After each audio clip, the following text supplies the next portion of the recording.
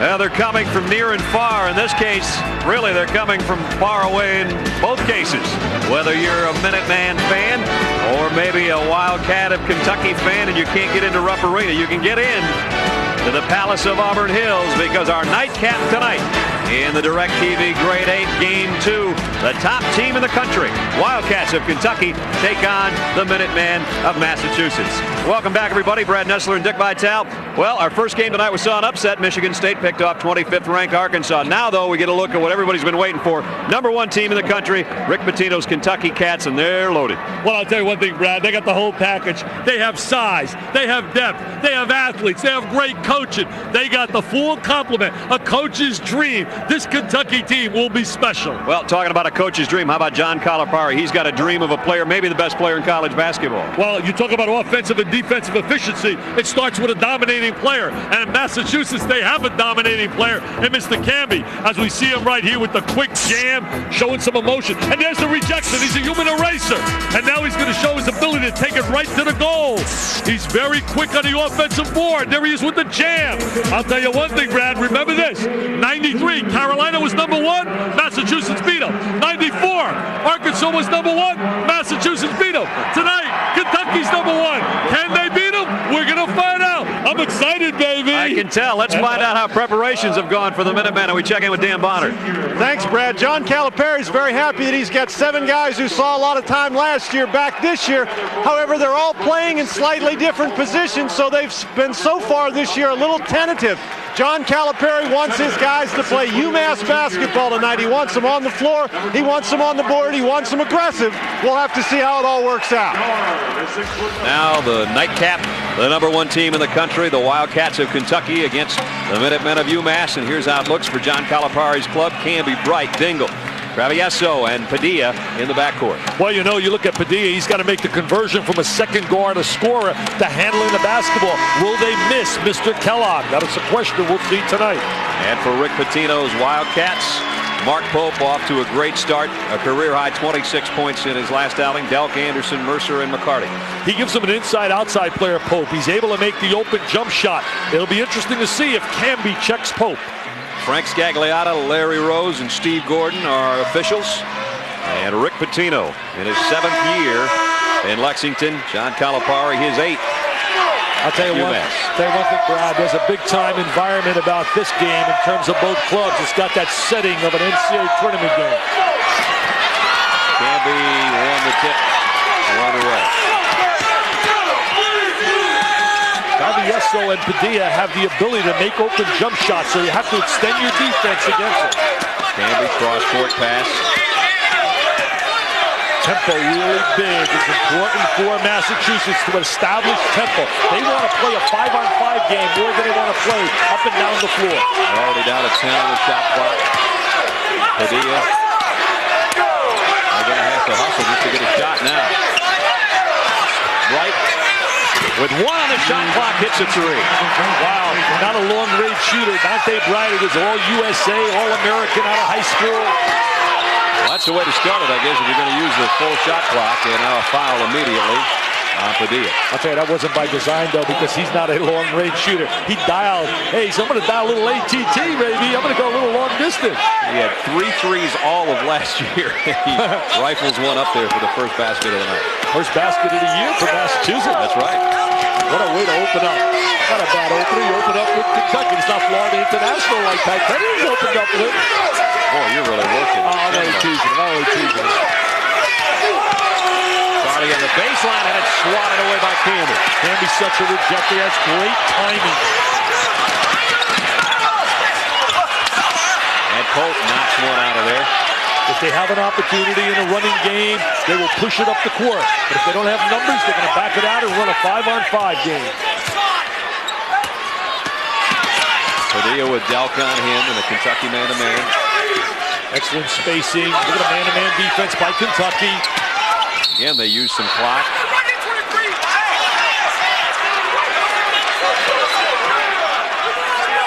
Kentucky foul called on number 23. Marcus Camby in his junior year. Now look at him, number 21. I mean, he's smelling this, baby. He's anticipating. He's no, McCarty, you're not getting that off in the lane. This lane belongs to me. Thou shalt not enter thy lane against Massachusetts. Padilla, the inbound, an air ball, the Dingle on the backside there to pick it up, and then it's partially blocked by Anderson. Back from the Cats. And they throw it away. Sloppy beginning so far for Kentucky. They're not the kind of basketball that's preached by Mr. Pitino. Camby outside. Padilla, nice touch pass to Dingle. And the follow by Bright. Bright's got 5, all 5 in the game. That's his strength, going to the basket. Look at his quick break. And Mercer fouled by Bright. After the score, Kentucky really blows the ball up the floor. They really kick it right out up that sideline, and they attack.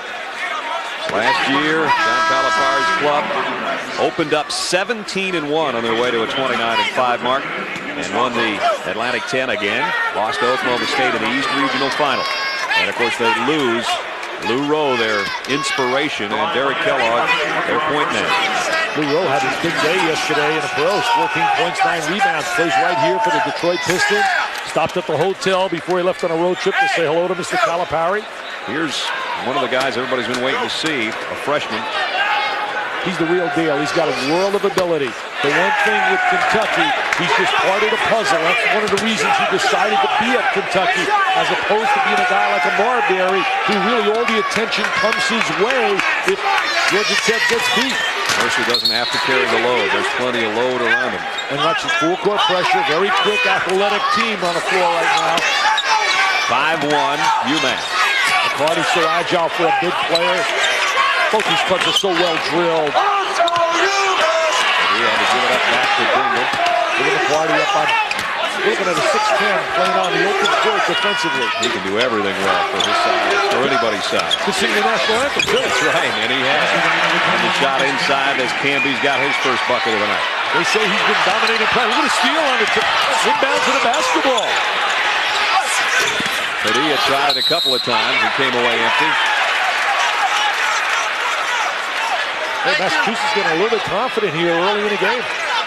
Last year, Kentucky 28-5.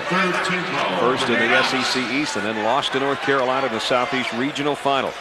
Shot 7 for 36 from the three-point line in that game. That's what sent them home. They couldn't make the three. Lob underneath Mercer, got the rim but couldn't take the ball with him. Padilla comes the other way. Kentucky 3 early turnovers and only 1 point. Camby in low. Nice entry right there by Padilla, under control. They're a little bit concerned that he might play out of control, but he was under control, a lot of poise, and he dumped it right to Camby. Kentucky was slow out of the gate against Maryland as well. They fell down by 9 and then ultimately got rolling. Now look at Padilla. He's going to be under control right now. He said, where's my All-American? I got to go to Camby. You're the superstar. You're the thoroughbred. I got to go to you, Mr. Camby. Help me out. And there he is. At the end, nothing but nylon. Camby is playing with so much more confidence. I watched him in practice today, Brad. He was scary. That's how good he can be at 6'11". Weeks checks in for the Minutemen and Jeff Shepard check in for Kentucky. He's got it around a pick. Shepard has range as a shooter. He gets to Karam on an errant pass. A lot of experience. He started a lot of games last year. Mercer for 3. That's the diaper dandy. Everybody in America is rated one of the top high school players entering the college scene. It was a big hunt for him. He said no to Kevin O'Neal of Tennessee. And a touch foul, I think, before Bright got the shot off, as Anderson looked like he reached a hand in there, and if so, that's his second. I did their opening game last year when they blew out Arkansas, and they played with such emotion in the Hall of Fame tip-off classic. In fact, Camby, when he saw me, he says, I like it that you're here.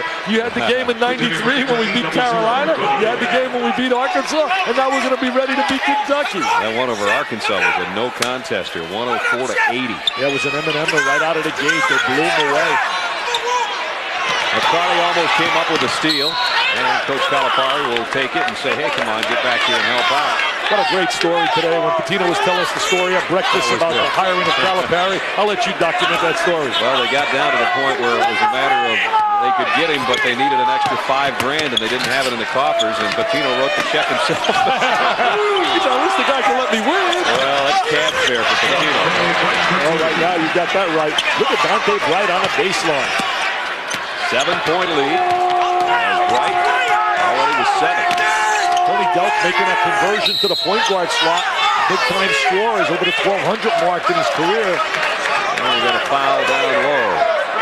Gonna go on Dingle. I'll tell you the one thing about Kentucky, you watch them practice, they really have an interesting practice session where there's so much teaching always going on. Don't forget you can get scores at 10, 30, and 50 past the hour of ESPN every day, 24 hours a day. Pope misses in close.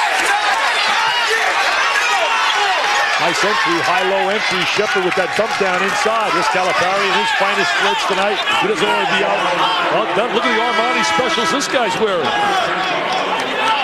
He doesn't look like he's happy tonight. Not smiling. Look at Calipari on that sideline. He kept screaming at practice, we're going to get beat by 20, by 25. You guys aren't ready to play. Oh, is he kidding? 7-point lead for Mass. 4 minutes into the game. Here's where they control tempo with each possession as well.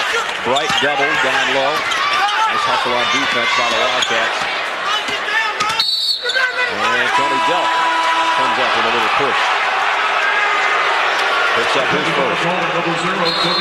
So nothing going that well for the #1 team in the country right now. Just about everything working for the Minutemen with 15:48 to go first half. They lead by 7.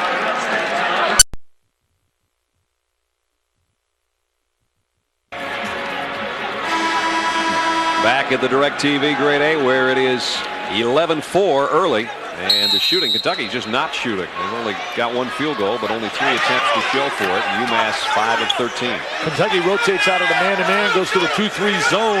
Right now, the tempo of this game is exactly the way Calipari has planned in putting a game plan together. Padilla buries a 3. And that's the one area that they're really excellent at. Their guards can knock down the open jump shot. A 10-point early lead. As Dick said, Kentucky started this way against Maryland. They trailed 20-9 and then went on a nice 15-2 run to start to take command of that game. But so far, they don't show many signs of life here. Delk push by Travieso. That's his first. I'll tell you, Pitino and Travieso aren't going to back down from anyone. They're really very aggressive players. They're very confident players. They're almost soulmates. They were both born on the same day, May 9th of 75 in Puerto Rico. That's an amazing story. That, huh? That's an amazing story. And here they are playing together. Delk had it blocked by Camby, his second of the night. And look at him run the court. Look at him. He blocked the shot. Padilla pulls up. A little bit short on that one. Pope up high to clear it. Now Mercer waits for help. Excellent job defensively in transition. Massachusetts getting back, making them play 5-on-5. Pope a little authority there, picking up the rebound, and then he's fouled by Camby. Camby with a foul, but already a couple of blocks tonight and 210 in his career. Well, this is why the NBA scouts like him. Look at the great timing. Now look at him sprinting out. He's making like a sprinter. I mean, it's amazing. He's right out. Wow. And Kentucky's going to be shooting free throws already the rest of the way. 14:48 remaining first half. And Pope steps up. Pope was 9 for 9 in the opener against Maryland from the free throw line. In fact, he was 8 of 11 from the field, but tonight he misses the first one. We saw the numbers on Camby, 13.9 a game. Those numbers are going to go a lot better this year without Lewis Rowe there. Kentucky really struggling here offensively in every facet of the game. And you got to credit the game plan of Massachusetts. Controlled tempo. 2 missed free throws and still a 10-point UMass lead. Remember, Kentucky likes to run with the basketball. We haven't seen a transition layup yet. Camby goes through a double team and the ball comes out. And Delk picks up the loose ball and they say travel. See, Kentucky likes to be able to force the turnover, get out in transition, come off the glass, and run with the basketball. And right now, Calipari's club is doing a heck of a job. As he told me today, he said, we want to make it a 5-on-5 game if we do not have the open break.